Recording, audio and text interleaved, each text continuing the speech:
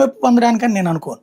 ఇది అట్లా మాట్లాడింది కదా, అప్పట్లో మాట్లాడింది ఓకే, జోగి రమేష్ మాట్లాడింది, అంబటి రాంబాబు మాట్లాడింది. ఇవాళ ఇది కాదు, ఇది ఆవేశపూరితం, అది తేడా. కానీ ఒకటి సార్, తెలుగుదేశం పార్టీకి ఇది ఇలాంటి దాడులు, ఇలాంటి బూతులు ఒక రకంగా ఓకే, దాడులు జనం పట్టించుకుంటారు లేదండి, వాళ్ళకి ప్లస్ అవుతుంది, వైఎస్ఆర్సీపీ నాయకులు వాళ్ళకి కలిసి వచ్చేలాగా మాట్లాడుతున్నారు అన్నట్టుగా లేవా ఈ రాజకీయం? కరెక్టే, ఇంతకు ముందు కూడా వైసీపీ వాళ్ళు దాడి చేయడం కరెక్ట్ అనినే అన్నారు, అప్పుడు వాళ్ళు అలాగే అనుకున్నారు. ప్రజలు దాన్ని అంగీకరించారా? అలా అంగీకరిస్తే ఇప్పుడు కూడా అంగీకరిస్తారు. వాళ్ళు ఇళ్ల మీద దాడులు చేయలేదు వైసీపీ వాళ్ళు, పార్టీ కార్యాలయం మీద దాడి చేస్తేనే విధ్వంసం అన్నారు, వీళ్ళు ఏకంగా ఇళ్లనే తగలబెడుతున్నారు, ఇళ్ల మీదకే దాడి చేస్తున్నారు, మహిళల మీద దాడి చేస్తున్నారు.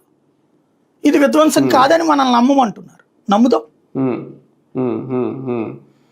కానీ అసలు వివాదం పక్కకి వెళ్ళిపోయి అసలు లడ్డూలో కల్తీ జరగలేదు, కొవ్వులై కలవలేదు, ఏదో కెమికల్ కలిసినాయి అనే అంశం ప్రజల్లోకి వెళ్లకుండా ఈ దాడులు, ఈ బూతులు ఇదే వెళ్ళిపోతున్నాయి. ఇక్కడ ఇద్దరు కూడా తెలుగుదేశం అది తప్పించాలనుకుంటుంది టాపిక్, అందుకోసం ఈ దాడుల వైపు తీసుకెళ్ళింది.